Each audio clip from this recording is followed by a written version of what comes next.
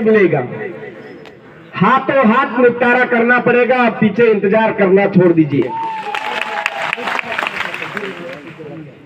और वो समय आ चुका है, हाथों हाथ निपटारा करने का समय आ चुका है। मात्र 3 महीने बचे हैं, 3 महीने बचे हैं मेरे भाइयों। अब तक का जितना भी आक्रोश आपके अंदर है, इन हरामखोरों के आगे हमने न्याय बांध करके, मान करके बहुत चिल्ला लिया इन हरामों के आगे। अब ये जो किराएदार मालिक बन करके बैठ गए, उनको वापस जिस तरह से आए थे वैसे वैसे लौटाने की जरूरत है। मैं क्या बोलना चाह रहा हूं आपके समझ में आया होगा, नहीं आया तो समझ लीजिए। इस देश पर आगे आगे जो आज बोल रहे हैं हम राजपूत हैं, वो आगे आगे भागते हुए आए। पीछे पीछे मुगल सेना लगी हुई थी, पीछे मुगल सेना लगी हुई थी। बचने की कंडीशन में नहीं दिखे तो उनकी बहन बेटियां भी उधर सौंप दी। आया समझ में? आया समझ में?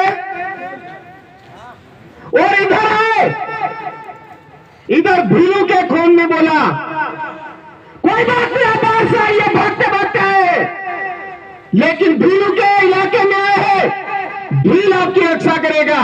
बैठिए, आप घर के अंदर खाना खाइए।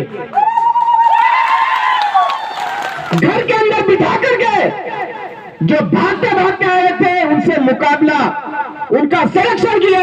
जो पीछे लगे हुए थे उनसे मुकाबला किया, इस इलाके के अंदर नहीं घुसने दिया। 400 साल के राज को खत्म कर दिया। ज्यादा जबरदस्ती करने की कोशिश की इधर, तो 400 साल के राज को खत्म कर दिया। भीलों से टकराने की उनको सजा दी। वैसा वैसा जो मेहमान आए थे, धीरे धीरे गद्दारी करके अपने आप में राज तिलक जैसे ही कर दिया तो अपने आप में महान मानने लग गए। अरे खाली प्रताप था, महाराणा प्रताप बनाने वाले भील है। खाली प्रताप था, प्रताप सिंह था, महाराणा आगे लगवाने वाले भील थे। और उन्हीं भीलों के साथ में आज गद्दारी करने लग गए हैं। अरे हम मुगलों को खदेड़ सकते हैं तो क्या जिसको हमने घर पर पनाह दी थी उनको नहीं खदेड़ सकते हैं क्या? उनको नहीं खदेड़ सकते हैं क्या? अरे उनको खदेड़ा भी। 35,000 आदिवासियों ने बलिदानी भी दी और यहां पर अधिकार दिया।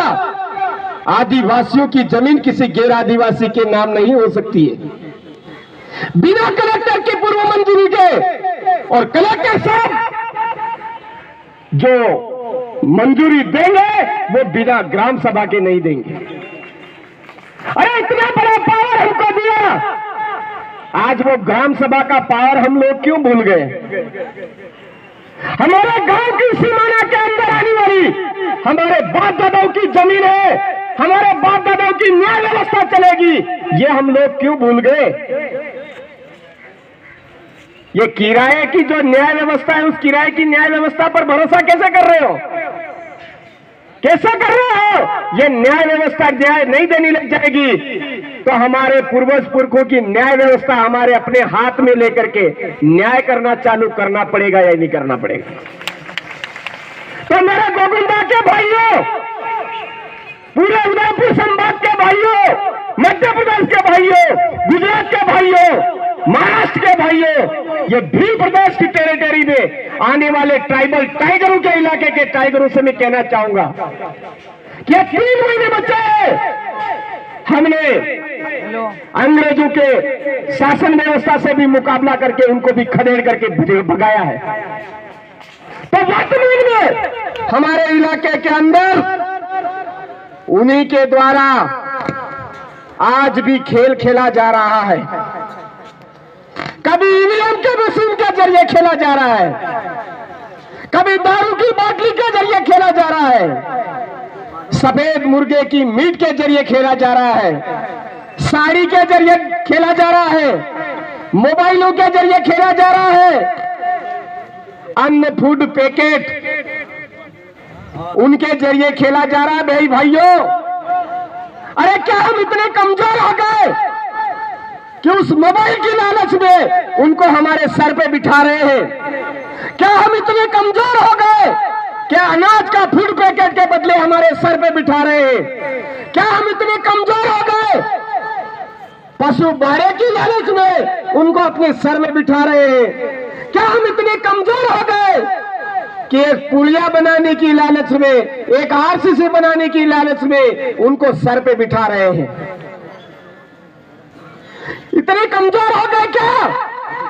अरे जो भाई हमको मोबाइल की लालच देकर के हमको गुलाम बनाने की साजिश कर रहा है, उनको सूपड़ा साफ करने की जरूरत है या नहीं है मेरे भाइयों? जो अन्न फूड देकर के हमारे समुदाय को गुलाम बनाने की साजिश रच रहा है, उसके सूपड़े साफ करने की जरूरत है या नहीं है?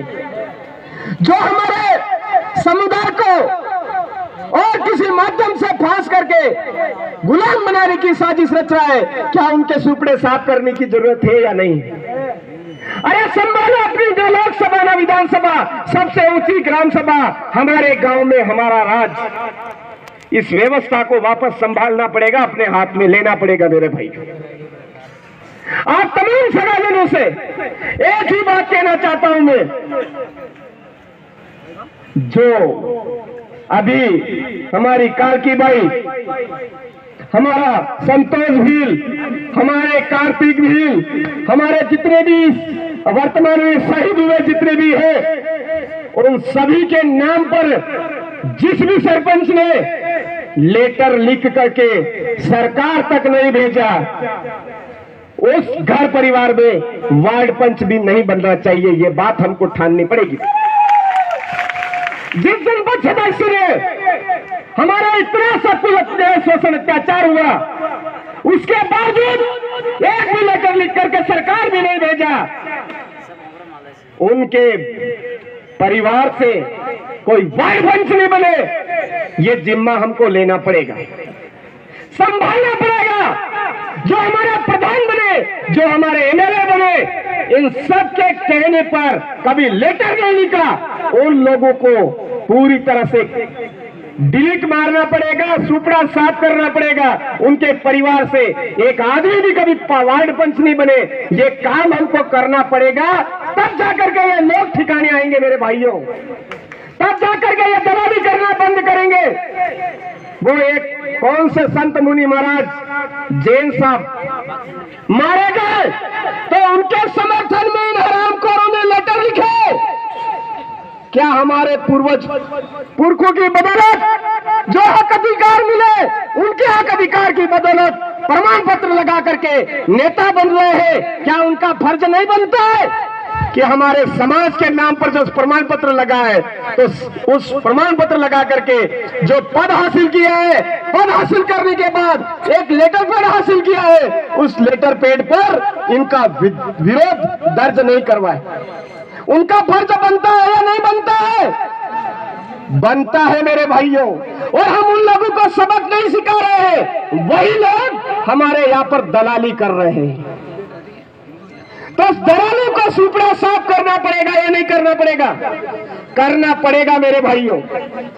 अगर आप मरे हुए खून की तरह बैठ करके इंतजार करते रहोगे कि कन्हैया भील का न्याय मिलना चाहिए, कार्तिक भील को न्याय मिलना चाहिए, हमारे कार्की बाई को न्याय मिलना चाहिए, ऐसे न्याय मिलने वाला नहीं। तो याद रखिए, इन 3 महीने बाद आपका भी वर्तमान में चुनाव आ रहा है सामने। वे किसी भी ये अभी बोल रहे थे कि बाप है, ये है, वो है, मैं ये नहीं बोलूंगा। मैं सीधा सच यही कहूंगा कि जो हमको ठगने की कोशिश कर रहे हैं, उनको पूरी तरह से ठगना है इस बार।